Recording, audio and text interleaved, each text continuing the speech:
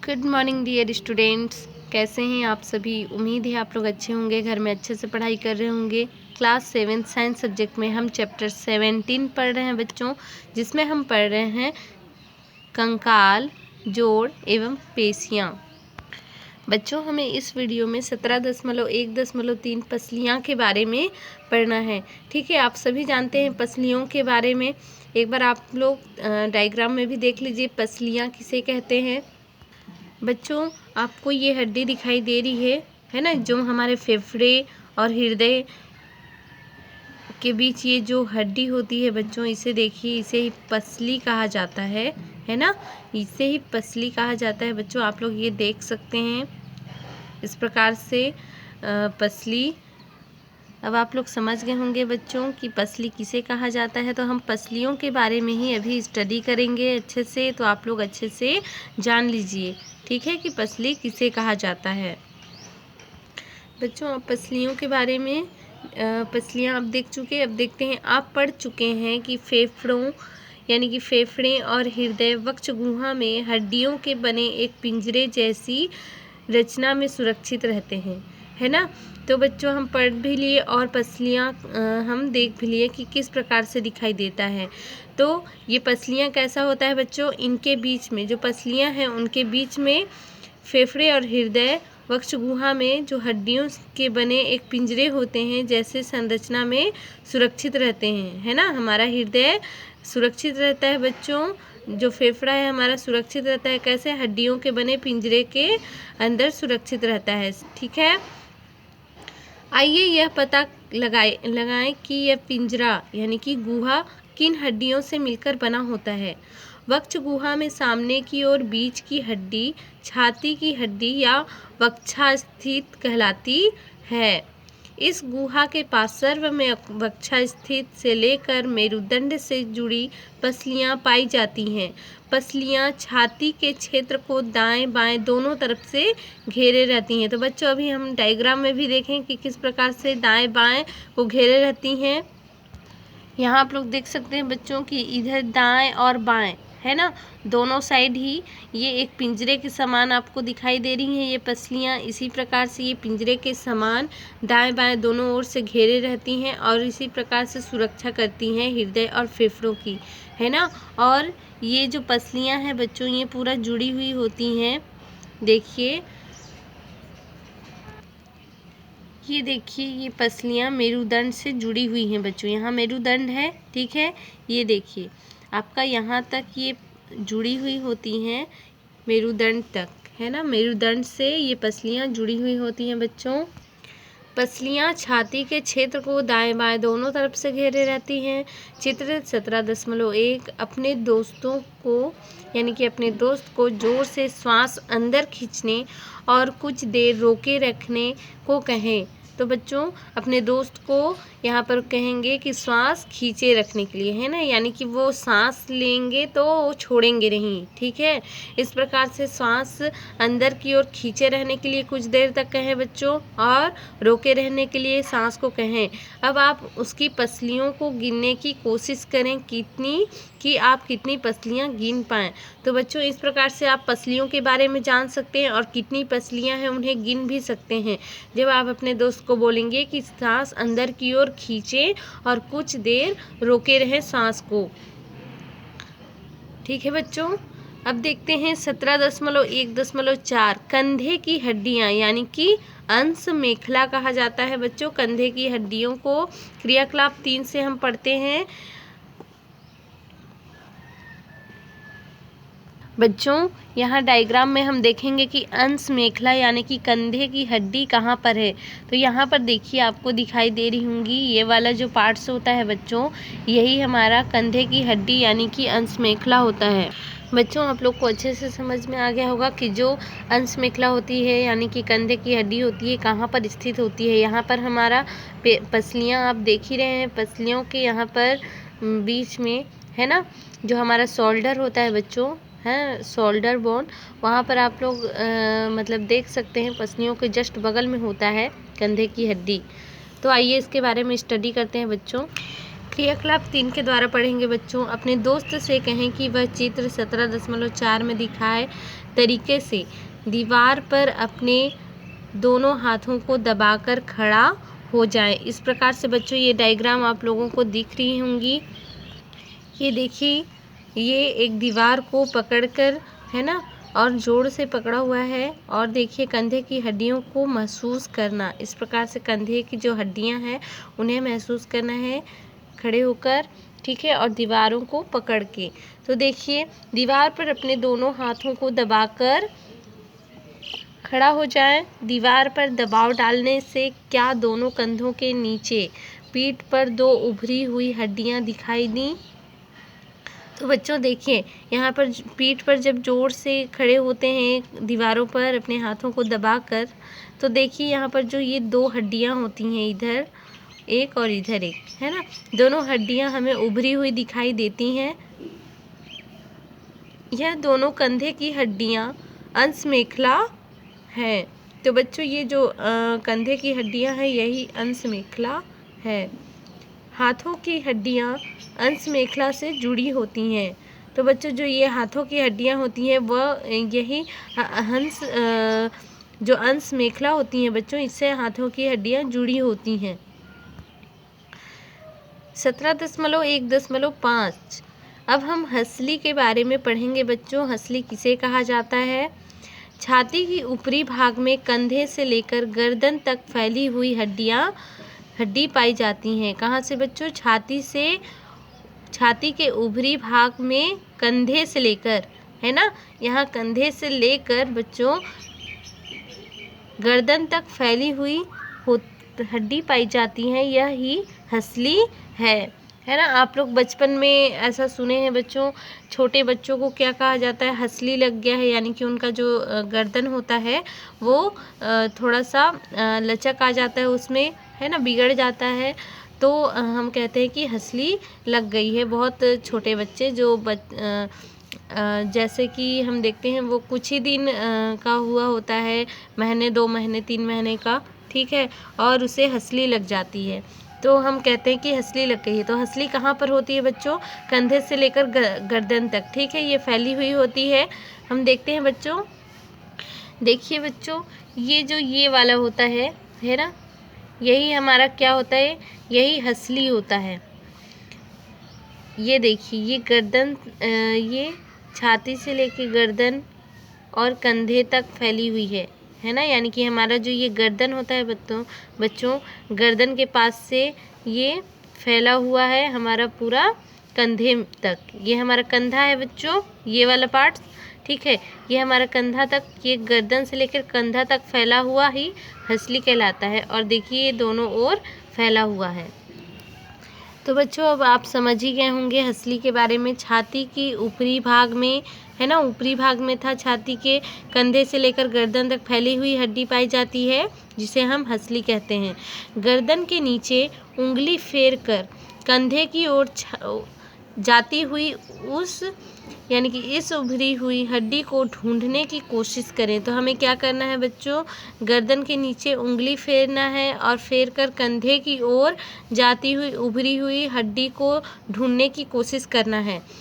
इसी प्रकार गर्दन के दूसरी तरफ की हंसली भी महसूस करें। चित्र 17.1 है ना, चित्र 17.1 के अनुसार हमें क्या करना है? गर्दन की दूसरी तरफ की हंसली भी हमें महसूस करना है, क्योंकि दोनों ओर है, गर्दन की इस ओर भी है और गर्दन की उस ओर भी है। तो हम 17.1 चित्र के द्वारा समझेंगे बच्चों। आप लोग यहाँ पर 17.1 मानव कंकाल देख रहे हैं, यहीं पर हम कोशिश करेंगे बच्चों। देखिए यहाँ पर जो ये वाला पार्ट्स आपको दिखाई दे रहे हैं, है ना, दोनों ओर दिखाई दे रहे हैं, यही हमारा क्या है बच्चों? हंसली है, ठीक है, ये गर्दन से लेकर कंधा तक जुड़ा हुआ है। यही हमारा जब बचपन में बच्चे लोगों का यही हंसली बिगड़ जाता है बच्चों, है ना, इधर उधर हो जाता है, तो इसको मालिश करके सही कर दिया जाता है। तो आप लोग देख सकते हैं ये इसी को हंसली कहा जाता है, ये आप लोग याद रखेंगे, ठीक है बच्चों। अब पढ़ते हैं बच्चों 17.1.6 कूल्हे की हड्डी, जिसे हम कहते हैं श्रोणि मेखला। इसे श्रोणि मेखला भी कहा जाता है बच्चों, और कूल्हे की हड्डी को श्रोणि मेखला भी कहा जाता है। तो हम क्रियाकलाप 4 के द्वारा समझने की कोशिश करेंगे कि कूल्हे की हड्डी कहाँ पर होती है, कैसी दिखाई देती है। तो आइए देखते हैं। अपनी कमर के जरा नीचे दोनों ओर उंगलियों से दबाकर देखें। चित्र 17.5। क्या आपको दोनों ओर एक जैसी हड्डियां मिली?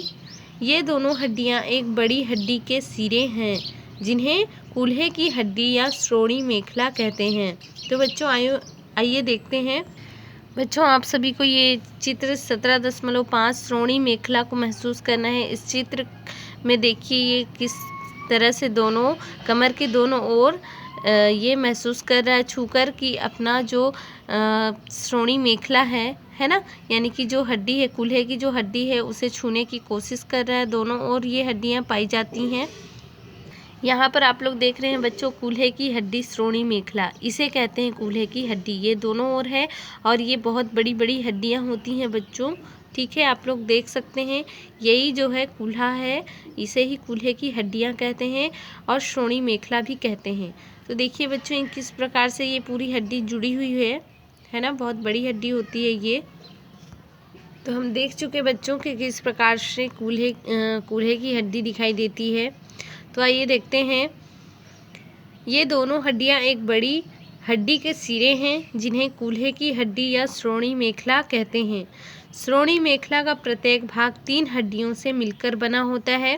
श्रोणि मेखला मेरुदंड और जांघ की हड्डियों से जुड़ी होती हैं। तो बच्चों यदि आपसे ये क्वेश्चन किया जाए कि श्रोणि मेखला क्या है, तो आप इसका आंसर दे सकते हैं कि ये दोनों हड्डियों का बना, यानी कि बड़ी हड्डी के सिरे हैं, ठीक है। और कूल्हे की हड्डी या श्रोणि मेखला कहते हैं इसे। और श्रोणि मेखला का प्रत्येक भाग कितने हड्डियों से मिलकर बना होता है? 3 हड्डियों से मिलकर बना होता है। पहला श्रोणि मेखला, दूसरा मेरुदंड और तीसरा जांघ की हड्डियों से, ठीक है बच्चों। ये तीनों हड्डियों से ये क्या होती हैं? जुड़ी हुई होती हैं, ठीक है बच्चों। आपको ये पता चल गया कि श्रोणि मेखला कितने भागों, यानी कि कितने प्रत्येक भाग जो होते हैं 3 हड्डियों से मिलकर बना होता है। और ये कौन कौन सी हड्डियों से जुड़ा होता है? श्रोणि मेखला, मेरुदंड और जांघ की हड्डियों से ये जुड़ी होती हैं, यानी कि कूल्हे की जो हड्डी है ये तीनों से जुड़ी होती है और ये 3 हड्डियों से मिलकर बना होता है, ठीक है। ये बात आप लोग याद रखेंगे। अब हम पढ़ते हैं बच्चों 17.1.7 हाथों की हड्डियाँ, है ना। आप सभी जानते हैं बच्चों हाथों की हड्डियों के बारे में हम महसूस कर सकते हैं छूकर। तो आइए देखते हैं क्रियाकलाप 5। अपने कंधे से लेकर अंगुली तक हाथ के अलग अलग हिस्सों को मोड़कर घुमाकर देखें। चित्र 17.1 की सहायता से हाथ की हड्डियों को पहचानें।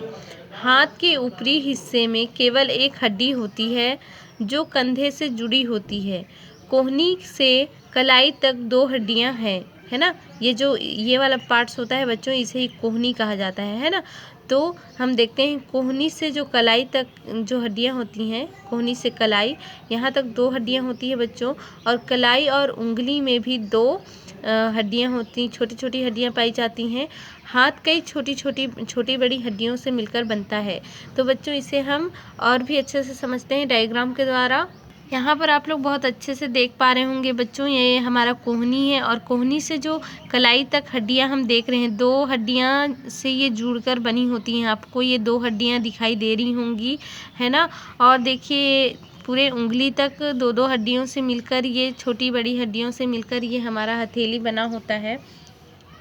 बच्चों इस डायग्राम के थ्रू भी आप लोग अच्छे से समझ सकते हैं। यहाँ पर देखिए जो ये हमारा कोहनी होता है ना, इससे ऊपर वाला में देखिए आपको एक ही हड्डी दिखाई दे रही होंगी, पर इसके जो कोहनी से लेकर कलाई तक देखते हैं हम, ये 2 हड्डियों से, ये 2 हड्डियाँ होती हैं कलाई तक, देख सकते हैं। ये बाँह की निचली हड्डी है, अंदर वाली हड्डी है ना। अंतः प्रकोष्ठिका भी कहा जाता है इसे, ठीक है। और ये वाली जो हड्डी होती है, ये बाहर वाली, यानी कि बाह की निचली हड्डी होती है, बाहर वाली हड्डी होती है, जिसे बही प्रकोष्ठिका कहते हैं। और ये अंदर वाली हड्डी होती है, ठीक है बच्चों। बच्चों ये दोनों हाथों में होती है सेम, आप लोग इधर भी देख सकते हैं, ठीक है।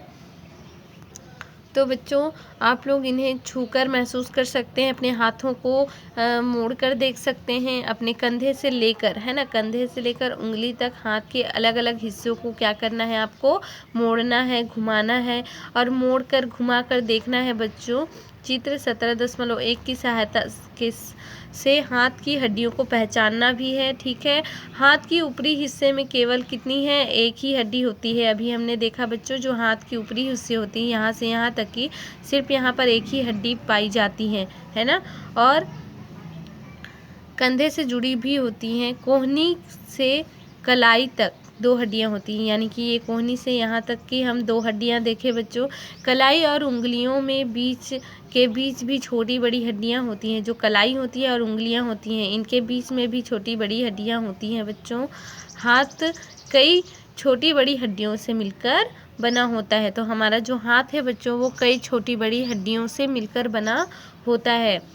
अब देखते हैं बच्चों 17.1.8 पैर की हड्डियाँ, है ना। हमारे जिस प्रकार से हाथों में हड्डियाँ होती है बच्चों, उसी प्रकार से हमारे पैरों में भी हड्डियाँ पाई जाती हैं। तो हम देखते हैं चित्र 17.1 में देखें।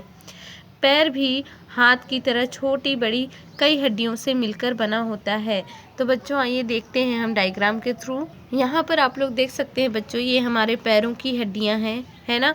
और देखिए यहाँ पर भी 2 हिस्सों में हड्डियाँ बटी हुई हैं। एक ऊपर की हड्डियाँ पैरों की हम देख सकते हैं एक ही हड्डियाँ होती हैं, पर जो हमारे पैर के नीचे वाली हड्डियों को देखते हैं तो ये 2 हड्डियों से मिलकर बना होता है। जो हमारा उंगली भी कई हड्डियों से मिलकर बना हुआ है, आप लोग देख सकते हैं। तो हमने देखा बच्चों कि हमारे जो पैर होते हैं, है ना, हाथ की तरह छोटी बड़ी हड्डियों से मिलकर बना होता है। सबसे ऊपर जांघ की हड्डी है ना। सबसे ऊपर वाली जो जांघ की हड्डी है, ये शरीर की सबसे मजबूत और सबसे बड़ी हड्डी है बच्चों। ये जनरल नॉलेज में ये क्वेश्चन आता है, जीके में ये आपको क्वेश्चन पूछा जाता है कि आपके शरीर की सबसे बड़ी हड्डी का नाम बताइए। तो आप लोग बता सकते हैं कि सबसे ऊपरी जांघ की हड्डी है, सबसे बड़ी है ना। और ये सबसे मजबूत हड्डी होती है और सबसे बड़ी होती है हमारे शरीर में। घुटने के नीचे 2 लंबी हड्डियां होती हैं। जो घुटने होती है बच्चों, उसके नीचे 2 लंबी हड्डियां होती हैं। अपने पैर के पंजों और उंगलियों को घुमा फिरा कर देखें, इसमें भी छोटी छोटी कई हड्डियां पाई जाती हैं। तो यहाँ पर हम देख सकते हैं बच्चों, हमारे शरीर में बहुत सारे हड्डियाँ, ये कंकाल के थ्रू आप लोग समझ सकते हैं कि कितने सारे हड्डियाँ हमारे शरीर में पाई जा रही हैं। पर जो ये जांघ की हड्डियाँ होती हैं बच्चों, ये सबसे मजबूत होती हैं और सबसे बड़ी भी होती हैं। आप लोग देख सकते हैं इसकी लंबाई, है ना, और ये यहाँ से कूल्हे से जुड़ी हुई होती हैं और ये कितनी लंबी होती हैं आप लोग देख सकते हैं। ये सबसे बड़ी और सबसे मजबूत हड्डी होती हैं। और घुटने के नीचे हमारे 2 हड्डियां पाई जा रही हैं, दोनों ओर देख रहे हैं। और जो ये हमारा पंजे हैं पैरों के, ये भी कई छोटी बड़ी हड्डियों से मिलकर बना होता है और हम इसे घुमा फिरा कर छू कर महसूस कर सकते हैं इन हड्डियों को। और डायग्राम के थ्रू तो आप समझ ही रहे हैं और आप देख भी सकते हैं। अब देखते हैं बच्चों 17.1.9 घुटना। ठीक है बच्चों, आप लोग घुटना के बारे में जानते हैं कि घुटना किसे कहते हैं। तो आइए क्रियाकलाप 6 के द्वारा भी समझते हैं। अपने पैर सीधे करें, है ना। हम अपने पैर को सीधे करेंगे और घुटने की उंगलियों से पकड़कर, घुटने को उंगलियों से पकड़ना है ना। हमें अपने घुटनों को उंगलियों से पकड़ना है और पकड़कर हिलाना है।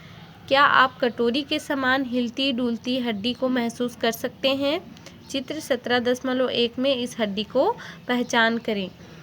तो बच्चों हम चित्र 17.1 में देखते हैं, जो हमारा ये घुटना होता है, यहाँ पर आप लोग देख सकते हैं ये कटोरी के समान।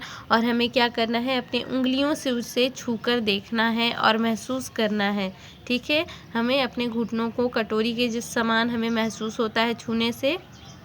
यहाँ पर भी आप लोग देख सकते हैं इस डायग्राम के द्वारा भी घुटने की टोपी है ये बच्चों, है ना। जब हम अपने उंगलियों से छूते हैं तो हमें ये घुटने की टोपी कटोरी के समान महसूस होती है छूने से। और इसी के कारण बच्चों हम अपने पैरों को मोड़ सकते हैं, चल सकते हैं, है ना, बैठ सकते हैं। यदि ये कटोरी नहीं होती तो हम क्या बैठ पाते नहीं। ये जो हड्डी है बच्चों ऊपर और नीचे की, ये जोड़े रखता है और इसी के कारण से, इस घुटने की टोपी के कारण से हम पैर को पीछे की ओर मोड़ सकते हैं, है ना। इसी प्रकार से हमारा जो हाथ है, कोहनी के पास भी जो हड्डियां होती हैं बच्चों, यहाँ पर ये 2 हड्डियां जुड़ी हुई होती हैं, जिसके कारण से हम अपने हाथों को मोड़ सकते हैं, है ना। आप लोग ध्यान देंगे बच्चों, हम हाथों को सिर्फ आगे की ओर मोड़ सकते हैं, है ना, पीछे की ओर नहीं मोड़ सकते हैं। एक ही ओर ये हाथ हमारी ऊपर की ओर मुड़ती है। इसी प्रकार से हमारा जो घुटना यानी कि पैर है, तो ये घुटना जो है मोड़ने के लिए पैर को सिर्फ पीछे की ओर देता है, आगे की ओर से नहीं मुड़ता है, एक साइड से मुड़ता है। आप लोग ये खुद भी मोड़ कर देख सकते हैं। हम इसे पीछे की ओर मोड़ें, है ना, प्लाथी मोड़कर जैसे हम बैठते हैं तो ये थोड़ा सा घुटना मुड़ता है, पर आगे की ओर मुड़ता है। ये इसको हम पीछे की ओर मोड़ना चाहें तो नहीं मुड़ता है ना। यानी कि ये पैर पीछे की ओर हो सकती है और प्लाथी मुड़कर आप लोग बैठ सकते हैं, पर आगे की ओर जैसे हम इधर से मोड़ना चाहें तो ये नहीं मुड़ती है। यानी कि एक साइड से हमारे पैर और हाथ दोनों मुड़ सकते हैं। किस कारण से? ये 2 जो हड्डियां को जोड़े रखती हैं, ये घुटने की टोपी, इसी कारण से जो कटोरा लगा हुआ होता है ना, इस कारण से हम अपने पैरों को मोड़ सकते हैं, हम अपने हाथों को भी मोड़ सकते हैं। 17.2 लचीली हड्डी, है ना। अब हम अपने लचीली हड्डी के बारे में स्टडी करेंगे बच्चों। उपास्थि जिसे कहा जाता है, लचीली हड्डी को उपास्थि भी कहा जाता है। क्रियाकलाप 7 के द्वारा हम समझने की कोशिश करेंगे बच्चों। तो आइए हम समझते हैं क्रियाकलाप 7 के द्वारा। कोहनी से कलाई के बीच, है ना, कोहनी से कलाई के बीच। कोहनी आप लोग जानते हैं बच्चों, हमारे जो हाथ हैं कोहनी, है ना, कोहनी से कलाई के बीच अपने हाथ की हड्डी को दबाकर टटोलें। हमें दबाकर टटोलना है। यह हड्डी कड़ी है। अब अपने कान को टटोलिए। कान का कुछ भाग नरम और कुछ थोड़ा कड़ा महसूस होता है। कान का मुलायम हिस्सा एक लचीली रचना से बना होता है, जिसे उपस्थि कहते हैं। तो बच्चों यहाँ पर देख सकते हैं आप लोग, हम अपने हाथों के जब कोहनी से कलाई तक के भाग को छूते हैं, हड्डियों को छूकर देखते हैं, तो हमें बहुत कड़ा महसूस होता है। पर यहीं पर हम अपने कानों की हड्डियों को छूकर देखते हैं तो बहुत ही लचीली यानी कि मुलायम हमें छूने से महसूस होती है, और कुछ बड़ी हड्डियाँ यानी कि थोड़ी कड़ी हड्डियाँ महसूस होती है छूने से, जिसे हम क्या कहते हैं बच्चों, कान का जो मुलायम हिस्सा एक लचीली रचना से बना होता है, इसे ही हम उपास्थि कहते हैं, उपस्थि कहते हैं। अब आप अपनी नाक में उपस्थि की पहचान कीजिए। अब हमें अपने नाकों को छूना है, और नाक को छूने के बाद हम देखते हैं बच्चों कि उपास्थि की पहचान करना है। उपास्थियाँ कंकाल के अन्य हिस्सों में भी मिलती हैं।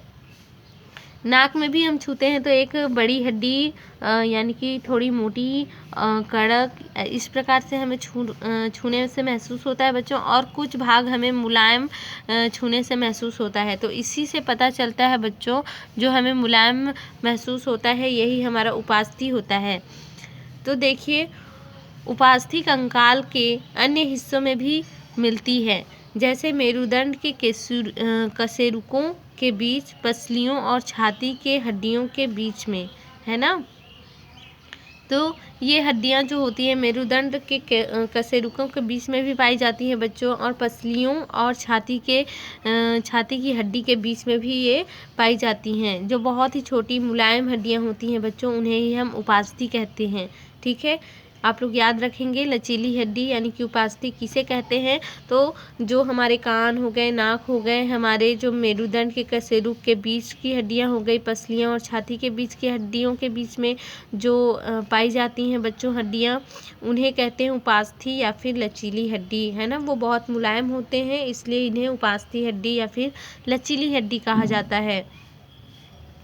अब देखिए, अब तक आपने जिन जिन हड्डियों को ढूंढ लिया है, पीछे दिए गए चित्र में उसमें रंग भर दिया होगा।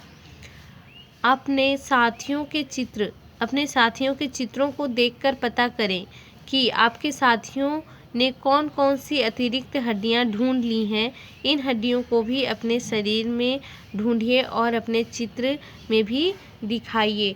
बच्चों, आपको पिछले वीडियो में चित्र बनाने को कहा गया था, कलर करने को कहा गया था, पर कुछ ही बच्चों, 4-5 बच्चे भी नहीं थे, 3-4 बच्चे इस प्रकार 3 ही 4 बच्चों ने ये वो डायग्राम कंप्लीट किया था, वो भी अधूरा, जिसमें नाम भी नहीं लिखा था। बस ऐसी अंश मेखला जो कंकाल है उस चित्र को बना दिया गया था। तो बच्चों, इस प्रकार से आपको डायग्राम नहीं बनाना है, जो मैं आप लोग को फ़ोटो क्लिक करके आपको सेंड किए थे, है ना, PDF के द्वारा। तो आप लोग को वो डायग्राम पूरा बनाना है, नाम लिखना है, आपको कलर करना है, जिन जिन हड्डियों के बारे में आप पढ़ चुके हैं, समझ चुके हैं, देख चुके हैं, है ना, उन हड्डियों में आपको कलर करना है, नाम लिखना है और डायग्राम को भी अच्छे से बनाना है। तो बच्चों, जो बच्चे नहीं बनाए हैं उस डायग्राम को आप लोग फिर से बनाएंगे, ठीक है, और नाम लिखेंगे और कलर भी करेंगे। ये आप लोग का होमवर्क है बच्चों, याद रखेंगे। देखिए बच्चों, 17.3 संधियाँ यानी कि जोड़, ये हम नेक्स्ट वीडियो में पढ़ेंगे, ठीक है। बच्चों, यहाँ पर कुछ क्वेश्चंस हैं जो आपको दिखाई दे रहे होंगे, ठीक है। यहाँ पर दिए हुए हैं, निम्नलिखित प्रश्नों के उत्तर दीजिए। आपके शरीर की सबसे लंबी हड्डी किस अंग में पाई जाती है? तो बच्चों, इसका आंसर आपको देना है। ये हमने अभी अभी स्टडी किया है, अभी अभी हम पढ़ चुके हैं कि हमारे शरीर की सबसे लंबी हड्डी कौन सी है। शरीर में मेरुदंड की क्या उपयोगिता है? जो हमारे शरीर में मेरुदंड होती है उसकी क्या उपयोग है? मेरुदंड का उपयोग क्या है? तो उपयोगिता आपको बताना है बच्चों, ठीक है। ये 2 क्वेश्चन का आंसर आपको देना है। और थर्ड क्वेश्चन है बच्चों, घुटने और अंगुलियों में पाए जाने वाले जोड़ को समझाइए। जो जोड़ पाई जाती हैं हमारे घुटने और उंगलियों तक बच्चों, उन अंगुलियों के बीच में जो जोड़ होते हैं उन्हें आपको समझाना है। किस प्रकार से आप समझाएंगे बच्चों? हम पढ़ चुके हैं, इसलिए आप ये 3 क्वेश्चन का आंसर देंगे। आप डायग्राम भी बनाकर दिखाएंगे, ठीक है। ठीक है बच्चों, बाय बाय, टेक केयर।